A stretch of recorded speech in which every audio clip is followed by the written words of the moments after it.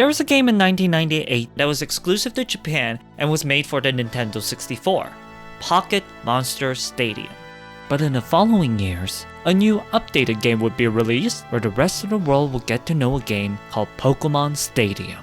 As opposed to the first Pokémon games on the Game Boy, Pokémon Stadium had little to no story, instead focusing on minigames and battling. The game alone gave you some rental Pokémon to play with, but to enjoy the game with stronger mons and moves, you would need to have played the Game Boy game and plug in your save file to pull up your team on the big screen. Not only that, now they're in 3D! The main developers of the Game Boy Pokémon games and what will become the mainline Pokémon series is Game Freak. But Pokémon Stadium and its sequel Stadium 2 here were actually developed by Nintendo's EAD team, which included future Nintendo president Satoru Iwata and Mario maker Shigeru Miyamoto. So, how did 3D Pokémon battles look?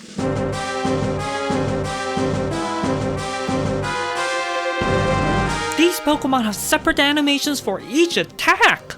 Well, okay, chill. Many animations do overlap, but it's impressive just how many separate animations they made for each Pokémon, making them punch and kick. They even had some special animations for some moves that the Pokémon doesn't normally learn. On top of this, we get to see these Pokémon enter with flair, faint dramatically, and react upon getting hit by a move, really selling the impact. However, despite how many people like to compare this game to modern 3D games, we need to address why the Nintendo EAD team could pull this off so long ago.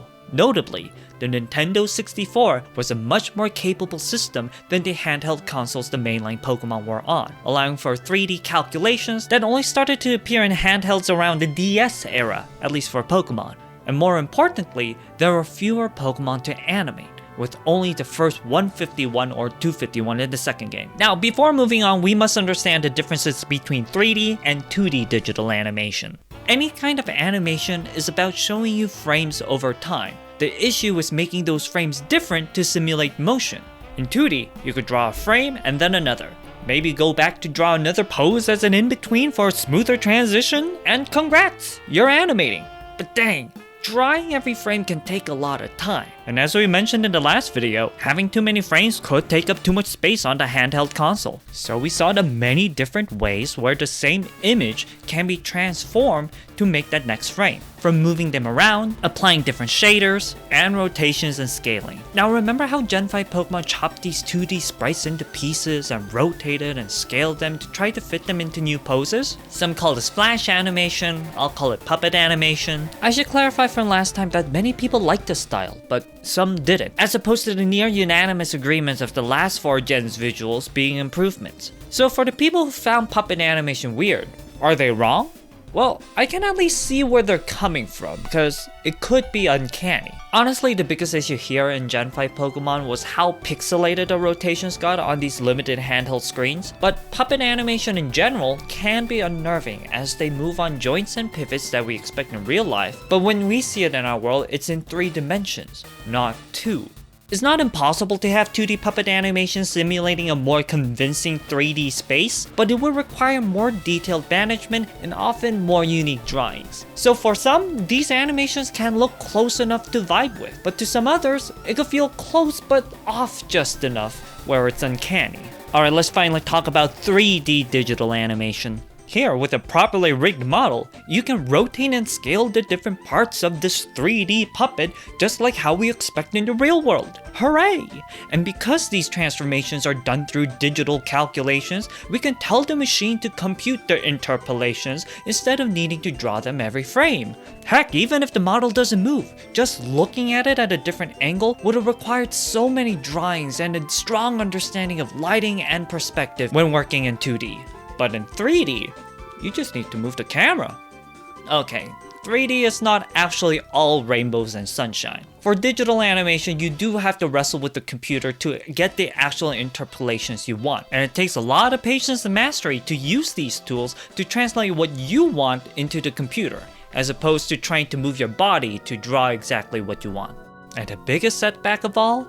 While in 2D you can jump straight into drawing the first frame, in 3D it takes a completely different set of skills to sculpt and rig the 3D model that you will animate. A lot of the work is front-loaded. but the upside is not only an easier way to get more frames, but since everything is digital, these animations and models can be repurposed in future settings. There's actually another major issue with 3D, but we'll bring that up later in this video. I should mention, when it comes to these 3D games, there's still a bit of 2D animations that's utilized. Facial expressions and move effects, yes, those effects are 3D meshes, but they're covered with an animated 2D texture. We can see all the transformations and techniques that we covered in the 2D Pokemon games be applied here, years before the handheld consoles could ever handle them. Heck, all these effects existed before Pokemon was ever a thing. Pokemon Stadium's battles were able to have all this and more even with narrations, not only because of the Nintendo 64's power, but also due to their small scope, focusing just on the battles with no story. But with every generation, even that would prove to be quite difficult, as there's gonna be dozens of new Pokemon and dozens of new moves. So yeah, I do feel like comparisons of modern Pokemon games with these games feel kind of unfair. Sure, the modern handheld consoles are stronger than the Nintendo 64, but this amount of animations was not sustainable with how much Pokemon was growing. So what did they do? In 2013, Pokemon X and Y were the first mainline games that featured 3D models. Just kidding, we're gonna talk about Pokemon Colosseum. In 2002, Nintendo funded Manabu Yamada, a veteran developer who worked on the Dragon's Quest series, and he was tasked to make a studio to work on one thing: Pokemon RPGs for home consoles. Despite not being familiar with Pokemon, this studio, Genius Sonority, would make the Colosseum games for the GameCube, with older audiences in mind, and later they'll make the battle-centric Battle Revolution for the Wii. Even though these are still considered spin-offs, these games shared very similar combat rules to the mainline games. I mean, it's the same rules, just with some exclusive additions. We can already note some benefits of the 3D medium, as models and animations from the Stadium games were reused in these games. But we can also see some structure behind the animations now. Instead of having unique animations for punches or kicks, move animations are now categorized. Like how every Pokemon has an idle, hurt, and faint animation, they each now have an animation for status, physical, and special moves. You know, this makes sense given how these are the same categories the moves are classified into combat. Now, does this fit with every move? Nah, but it fits with most, and it's a consistent and more importantly manageable way to deal with all these combinations. By Battle Revolution, Genius Sonority would add more animations to each Pokemon, like adding a run cycle to some of the physical moves. At the time, the main series games would still be mostly 2D, but with the 4th and 5th generations of the Pokemon series, we start to see 3D objects in the background and even in the battlefield. Heck, many call Gen 5 to be a 2.5D game because other than the Pokemon and NPC being flat sprites, they're all operating in a 3D environment. Game Freak not going fully 3D at the time may very well be because of how much initial work that's required for the 3D style, but during Gen 5, Pokemon director Junichi Masuda said in an interview that, quote, "There's a lot of personality that's drawn from 2D sprites, whereas with 3D, the personality doesn't really come out." It's time to talk about the major issue with the digital 3D style. 3D models are technically correct. Every shot is calculated with the perspective and model to perfection. It shows it how it is, but not how it should be. The perceived is different from the objective. Even with the things we see in our very eyes, we process things differently. Some people like to pretend they're above it all and ridicule the notion of emotions, but the truth is, our lives are piloted by those interpretations, the digestion of our senses. We are imperfect, and what makes us, us. And more importantly, perfection is not something to envy, for perfection is awkward. It's close to what we experience, but it can be off enough to be considered uncanny. Some may pretend it's something to strive for, but appreciation is an imperfect action, as is ridicule. What I mean is that perfection can appear stiff and soulless. Take this wobbly pencil for example. In reality, the pencil has never wobbled, but it looks wobbly not only because of the timing and position of the pencil, but look at what the camera recorded. These are frames where the motion is a blur. It was too fast even for the camera to detect it. This is closer to how we perceive reality. In 2D, these can be implemented with smear frames, deforming the subject by simply drawing a different shape, or with motion lines. But in 3D, well, some calculate this with a motion blur, which can easily be overdone if it's automated. See, to do anything like smear frames in 3D, a different shape needs to be modeled. Or does it? There's so many artists and developers who are expanding what 3D art can do, because the medium is only becoming more malleable as people develop more tools and master them. It's incredible what some people can do. But even without smears, the squash and stretch and running animations make the 3D Pokemon look active so far. So what did Game Freak decide to do? So Pokemon X and Y were for the Nintendo 3DS, which is considered to be more powerful than the GameCube, which the Coliseum games were on. Both sets of games have their own stories, though there are almost twice as many Pokemon in X and Y. All this to say that handheld consoles are getting quite capable now, so older techniques like using limited polygons are less of an issue. Unlike the Coliseum games, these games didn't use older models, as their standard here would now be used for future mainline Pokemon games. And that's the thing. With all the talk about comparing 2D and 3D Pokemon nowadays, I thought people hated these models and animations. Upon doing some research, it seems that there was actually a lot of positive reception to the visuals at the time, both by critics and fans. Qualms with the animation didn't not exist, but they started to grow as we saw these same models and animations again and again. This was supposed to be a good thing about 3D, but I guess it's more good for the developer side. But for now, I wanted to point out a few comparisons. So Game Freak's approach is more grounded than the more wild animations of Stadium and Coliseum.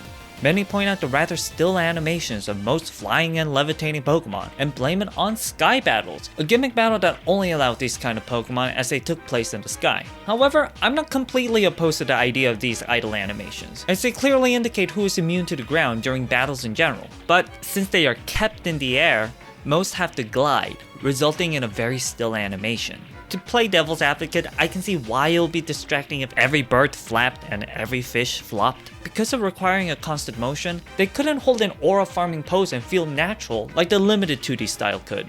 I do wonder if most animations are kept tame so that special animations can be made for new designs to give them more of a spotlight.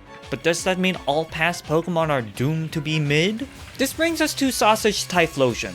So they actually look like this since Pokemon Stadium, and their Flame Scarf actually appears whenever they attack, but I do think it's fair to say that this feels underwhelming. It's pretty easy to miss the attacking animation. We're getting closer to the problem. Now, not everything was 3D here. Like the trainer NPCs were images because their model in the overworld had exaggerated heads, and they could only make extra models for the player. Additionally, some moves opted to use billboards instead of 3D meshes. Billboards are when 2D planes are used in 3D spaces, but these 2D planes are rotated so that they're always facing the camera. This can show an animation on the screen without needing to make a 3D mesh. But in the next generation, a lot of these moves would end up just using 3D models, even though there are more Pokemon and 3D NPCs. Would you look at that? Gen 7's gimmick would highlight some limitations of this modular structure. We've seen how moves can be animated so that they could be used by anyone on anybody. I mean, how else would you make this work on an exponentially growing number of combinations? Now previously, the 2D style allowed for the limited reactions to be understandable, but when going into 3D, there's more of an expectation to have movement that's closer to the real world. And that's where the limitations can start to be noticeable. Since it's easier to animate swiveling shots with 3D models, longer cutscenes were possible for certain moves. Gen 6 had them with their Mega gimmick, but those were more character specific, where each Mega Pokemon had their tailor-made animations. Gen 7 had Z moves, which any Pokemon can have. I mean, some were signature, but not all. This is where Twinkle Tackle comes from. You might have seen this tweet before. Unfortunately, I can't show the entirety of it due to copyright strikes despite fair use, but you can see it for yourself in the description. Most of these non-signature Z moves do their best to keep the user in place and use other effects and a dynamic camera to drive the movement. Other times, the user is enveloped in a model, and that model is the one that's moving. But a few moves require the user to move. It might be fine to translate the model of a little fairy to fly around, but a large deer flying in circles without any of their limbs moving makes it look like you're waving around a mannequin of a deer. By the way, translation means moving something around. These were used even back in the sprite era, but in 3D, we don't expect a whole translation of a model in the real world, so they often look awkward. Despite this, there are several moves that translate or rotate the whole model, even in the previous generation. Many of these make sense, but an infamous example would be double kick. Game Freak was probably aiming for some of these to feel silly, hoping that the comedy can give a pass to the limited animation. Now, I'm not advocating that you should understand the poor billionaire company, but I rather want to ask, how would you make it not awkward? Even if the consoles are getting more powerful, you need to draw a line as there's too many combinations otherwise. I really don't think that this is the animator's fault or that they're too lazy to do custom animations, but based off of how other games approach this, I do think a solution would include having more animations to pull from for every Pokemon. And turns out, the devs have been making walking and running animations as those were in the game's files. It was probably for the Pokemon to follow you around. Still, the team was probably rushed to pump out these games nearly every year, as another wave of Pokemania was sweeping through thanks to Niantic's Pokemon Go. Despite all this, I think the Gen 7 games had the most consistent and strongest art directions of the 3D games, with the overworld and battle scenes lining up so that the NPCs can appear. I mean, look at Let's Go Pikachu and Eevee for the Switch, utilizing that new console's power to display a soft, warm world. Remember how we said that the animations were probably toned down so that the new Pokemon can shine? For now, it's mostly that the new starters got something flashier, but in future generations, we can see how old signature moves get visually nerfed to favor the newcomers. But outside of the move animations, did you know that alternate Crozma falls into pieces upon defeat? No? Aha, we're getting closer to the problem. People were already mad when Gen 8 dropped. An official announcement was made that all future games starting from the UK-inspired Sword and Shield would no longer have every Pokemon be playable. The fans would call this Dexit. But to quell the fans, there will be several interviews from the director and producers of the game to say why. Now, to be honest, it's pretty understandable for a roster nearing 1,000 creatures would start being too many to handle, but the interviews directly blamed game balance and making better models and animations. Now for game balance, I don't know, people will probably want different things for the games, but better models and animations? This is why people were scrutinizing every vertex of the game. They said they had to make new models and better animations for the Switch. What do you mean new models? They're the same! Even the people share animations. Additionally, some of the new animations still use simple translations and rotations of the whole model, akin to the style of the first 3D mainline game 6 years ago. But despite all this, Sword and Shield would still go on to sell more than any other titles did apart from the first generation, but many attribute that to the Switch. We're getting close to the present day, and I can remember seeing this dissent growing on social media, and unfortunately, the next set of games wouldn't help with that. Pokemon Brilliant Diamond and Shining Pearl were retellings of the 4th generation games, but it was handled by Ilka Studio, who were already in charge of Pokemon Home, a storage app. This would be the first time the Gen 4 games were translated into the 3rd dimension, but it was a faithful translation.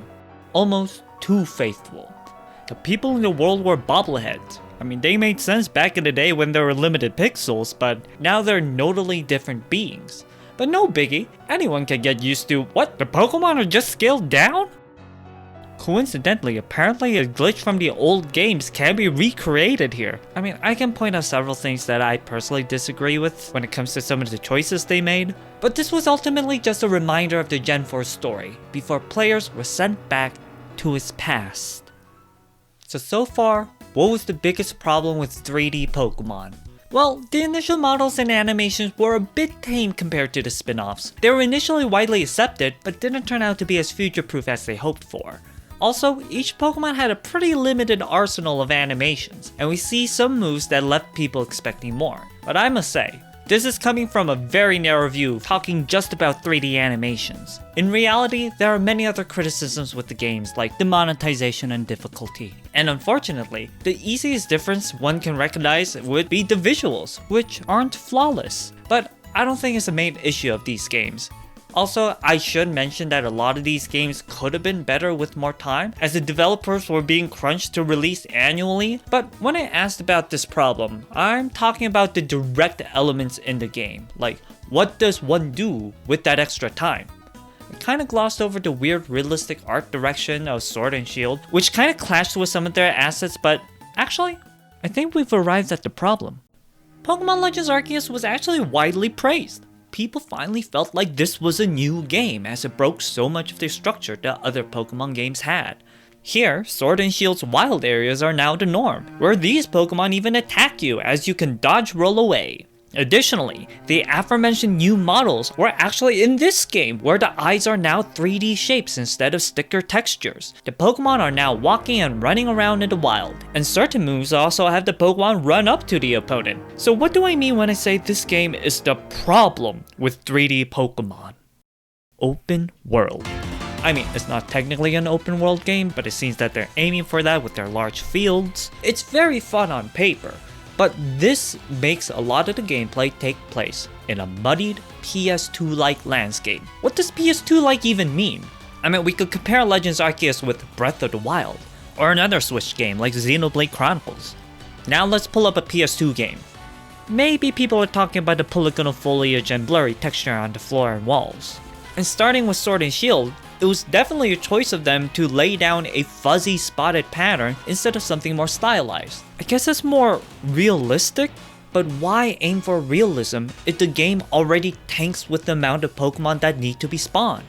This is accentuated in Scarlet and Violet. Screw it, we'll combine these chapters. Scarlet and Violet went even harder on the realism, but for some reason, they went back to the simpler Pokemon textures for their next game, Legends ZA. But I'll maintain that it's their environments that should be stylized. Breath of the Wild was stylized. I don't know enough about Xenoblade, but when so much of the game takes place in an open area, the environment gets noticed a lot. Now, I kinda lied when I said open world was the problem with 3D Pokemon. See, that's like the step behind the problems, just like how rushing is a step behind these decisions and outcomes. One of the issues is about the environment, but the other, well, did you notice it? The camera's not as dynamic. With Legends Arceus, there was a quiet retirement of the dynamic camera. Why?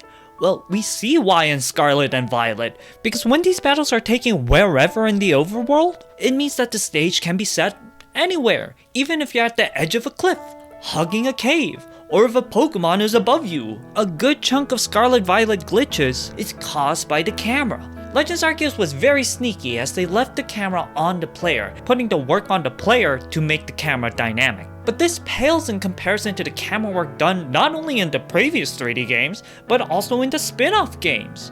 The dynamic camera is something you won't notice until it's gone. And now suddenly, battles look way less engaging. They look realistic, like, wow, they're happening right in front of me, but it's like standing in the middle of a rave. Despite the flashing lights and bopping beat, you're just out of the funk, watching everyone else around you crunking it up. Scarlet and Violet still attempts the dynamic camera, with some moves swiveling the camera around as they plant the player in place. However, often the camera's still too far away to properly immerse you in the battle. Now, the old dynamic camera returns when you're battling in Civilization, like the gyms or the plaza, but a good chunk of the gameplay is out in the open. This is what I was alluding to with Sausage Typhlosion, as the animators can make all sorts of movements, but it won't matter if the camera doesn't show it. Now, the alternate Crowsmith thing is related but a little different, because we're bleeding into my last point, where here it's not the camera's issue, but rather the returning animation happening too quickly for anyone to notice the unique fainting animation. Maybe this was a hidden Easter egg, but in general, for the game devs out there, animation and code is very intertwined, as it's imperative to time the movement with the events of the game. Or else, a lot of hard work can go unnoticed. If people want to use the word lazy, I tell you what, I must disagree when it comes to the animators of Scarlet and Violet. They made a lot of character animations. Many Pokemon now have unique attack animations that's not just for their signature moves. A whole set of Pokemon are carried by their in-game movements, according to the fans at least. Some Pokemon now have separate idle poses for standing and floating off the ground, though it's not related to ground immunity. But yeah, it's easy to miss all these details that the animators worked on, as a lot of them are too situational, and for the moves, they're often too quick. See, a larger complaint of the older games was how slow the animations were, making the grind of the game very time-consuming. While I think there were a lot of great quality of life changes to make the pace faster, if you were to compare these move animations with the ones from the spin-offs, just know that there was more time to express themselves in those older games. Alright, so there's my take. The models and limited number of rather safe animations from the 6th generation lost their novelty and likableness over time, not only due to their usage, but also due to factors outside of the animations themselves. There's evidence to suggest that some of these future fixes may have been implemented in earlier games if the developers have been given more time, yet their recent decisions to make open world adjacent games came with a slew of issues, especially with the environment and camera. And lastly, the communication required between the animators and developers is accentuated by the fact that many detailed animations now exist in the game, yet fail to be properly displayed. Of course, this video was just looking into the 3D style, while many people have bigger issues with the games outside of their graphics. You know, if battle simulators like Stadium and Battle Revolution were able to do some wild animations, what could that mean for Pokemon Champions, the upcoming battle-focused successor? Will they have new animations for all 1,000 plus Pokemon? Will they even have all the Pokemon in day 1? Let me know what you think about 3D Pokemon in the comments below, as this video has been my take. And you might ask, why do I care about all this? Why go through all these lengths trying to point out the exact elements that caused the feedback instead of just saying that they needed more time or that the games look bad? Well, I've been making a game myself. And I tell you what, I've got a lot to do, especially with the environment. I'm not even mentioning animations at this point cause that's gonna overwhelm me at this stage of indie development. I'll get back to you on my progress in a later video, but for now, I would like to show a little creature design before sending you off. That's right, it's been too long since the last Zodiac entity. These are the set of guys I made back in 2022, and they loosely resemble a Zodiac symbol, like today's is based off of Pisces. According to the horoscope, if you're a Pisces, you will have a nice day today. Yeah, so despite the loose astrology, which to be clear is not a science, in order to understand their true forms, you need to hear about a niche science topic. And we're going medical, with today's being about Phosphenes. Have you seen anything in the dark? No, not the paralysis demon, but the little splotches of light. Those flashes are called Phosphenes. There's no light to bother your eyes, but somewhere along the way, especially in your retina or optic nerve, a signal is being sent. This can be caused by various things like pressure, rubbing the eye, or getting hit on the head. Thus, some Phosphenes are called seeing stars. Phosphenes are pretty common and fine, though less so if they don't go away. So here is Phosces. Dang, this is an old drawing. But yeah, these guys only show themselves in pitch darkness. It isn't clear whether they turn invisible and intangible, or if they're phasing in and out of realities. If you like this video or are interested to see my projects, follow the channel. I have a whole playlist here going over my main project. I want to thank my Patreon supporters for their patience and for directly supporting my works, but you could always help me for free by just liking and sharing this video. This one was a doozy to make, as there was a lot of nuance to cover. So I thank you for making it till the end. And I hope, Pisces or not, that your life could light up no matter how dark things might seem.